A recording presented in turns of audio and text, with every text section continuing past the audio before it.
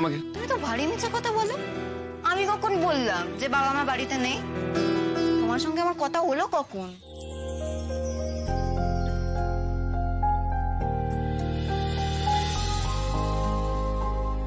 আমি মোটেও মিথ্যে বলিনি। তুমি আমাকে বলনি ঠিক, কিন্তু চেঁচিয়ে গোটা গ্রামকে বলেছো তোমার মা আর বাবা বিকেল বেলা আসবে। ও, এইবারে বুঝেছি। যেই শুনলে বাপ মা নেই অমনি বুঝছে যে লাজুকে ভয় দেখাতে ঢুকে পড়ল। কি করি?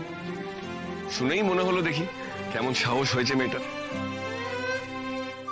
লাজুর সাহস চিরকালই ছিল, কেবল বিয়ের সময় একটু গাবড়ে গেছিল, একটু ভয় পেয়ে গেছিল। আর এবার লাজু ঠিক করেছে, এখন থেকে সে আর বিতু হবে। ভাবো তো, সেই রাত্রিরে ডাকাত পড়ার সময় লাজু যদি ভয় না পেয়ে যেত,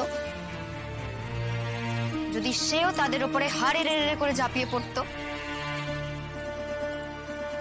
তবে কি তার কপালে এই ভোগান্তি হতো নাকি?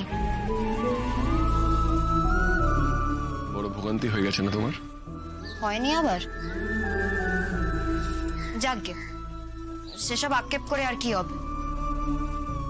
তা হ্যাঁ গো কিটকেল, তুমি এলে কেন এ বাড়িতে? কেন আসতে নেই? তা কেন? আসলে তুমি তো ঝগড়া করে গেছিলে। তোমার সঙ্গে তো এখন আমার ঝগড়া, বাপ তো হয়নি। তা ভাবেই হয়ে গেল। তা এখন যে এলে, কিছু খেয়ে দিয়ে আসা হয়নি? কোন ভোরে বেরিয়েছো বলো তো বাড়ি থেকে? সে যখনই বেরিয়ে থাকি, খাওয়া দাওয়া নিয়ে তোমাকে একটু ব্যস্ত হতে হবে না। তা বললে হবে কেন? এমন দুপুরবেলা তুমি গেরস্ত ঘরে এসেছো। পরীক্ষার কিন্তু আর কয়েকটা দিন বাকি। কোনো দিকে তাকাবে না, শুধু পড়াশোনা করবে। গ্রামের বাকি 5টা ব্যাপারে কিন্তু তুমি কোনো মন দেবে না।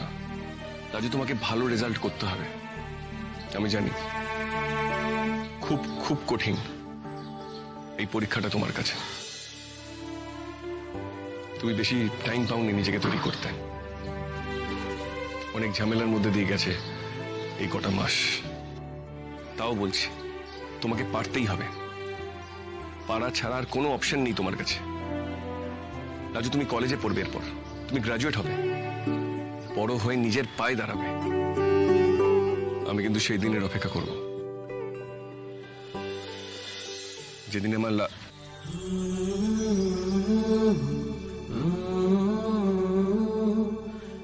মানে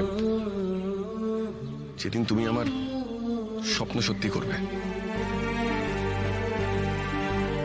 লাজু, খুব জিজ্ঞেস করতে ইচ্ছে করছে, হিংসে হচ্ছে, তাই জিজ্ঞেস করতে ইচ্ছে করছে। তুমি কি ওই হাবাগোবা সুদেবের সঙ্গে রোজ ফোনে কথা বলো? কি কথা বলো তুমি ওই বোকাটার সঙ্গে? আমার কথা তোমার কি একবারও মনে পড়ে না? তোমাকে আমি বলবোই না যে তুমি মানা করেছো বলে আমি আমার বরটাকে ফোন করি। একেবারে পরীক্ষার পর ফোন করবো। এখন ওর ব্যাপারে কিছু বললেই তুমি আমাকে হাজারটা কথা শুনিয়ে দেবে।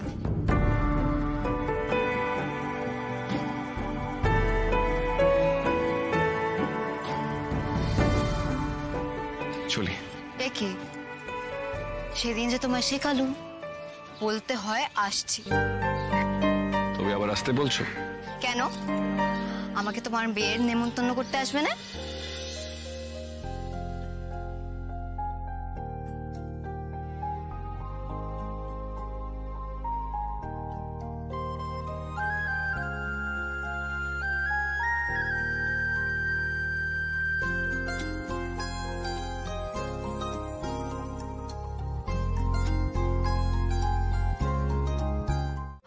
আমি দেখছি। বসো তো মা। হ্যাঁ, কি হয়েছে মা? হ্যাঁ, পরীক্ষা ভালো হয়নি? কঠিন এসেছিল? আমি কথা বলতেছি। আরে মা, পরীক্ষা ভালো হয়নি? আর ভালো হয়নি হয়নি, তার জন্য তোর কি করা আছে বল দেখিনি মা? তুই কতটুক সময় পেয়েছিস পরীক্ষার জন্য? তাও তো দিন রাত্রির এক করে পড়েছিস, অনেক মেহনত করেছিস। তারপরে যদি পরীক্ষা ভালো না হয় তাতে তো মন খারাপ করার কি আছে? হ্যাঁ, আচ্ছা বেশ বেশ বেশ, আমি জামাইরে ফোন করে বলতেছি পরীক্ষা হয়ে গেছে, তুমি এখন ওখানে নিয়ে যাও, ওখানে গেলেই ও তোমার মন ভালো হয়ে যাবে। আর আমরা বুঝি রে মা, এতদিন শোর বাড়ি ঘর বাড়ি সব ছেড়ে এখানে পড়ে আছিস, তোরও ভালো লাগে না, তো বুঝি আমরা। কে বলেছে তোমাকে এসব কথা? কে বলেছে আমার ও বাড়ি ছেড়ে এসে ভালো লাগেনি? তুমি একটু চুপ করবে বাবা। সবকিছুর একটাই সমাধান না তোমার কাছে? রাজুকে কলকাতায় পাঠিয়ে দেয়া।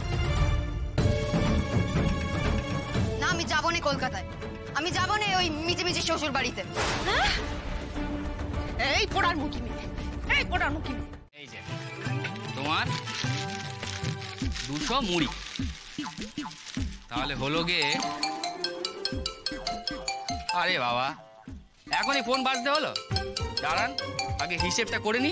তাড়াতাড়ি বল না কত হলো। ওই তো খেসারির ডাল 200, মানে হচ্ছে 110 টাকা কিলো, হচ্ছে গিয়ে 11 টাকা। বেশ, ডাল 11 টাকা, আর মুড়ি কত হলো বল। না না, 11 না, আমাকে হিসেবটা করতে দাও না। তুমি তো 200 বললে, 11 আর 11 মানে হচ্ছে 12, 13, 14, 15, 16, 17, 18, 19, 20, 21, 22 টাকা, আর হচ্ছে 14 টাকার মুড়ি। ধুত্তারি, তাড়াতাড়ি বল না মোট কত হলো। ওই তো 22, আর তার সাথে 14 যোগ করলে হচ্ছে 23, 24, 25, 26, আর সাথে 10 যোগ করলে হচ্ছে 36 টাকা। বেশ,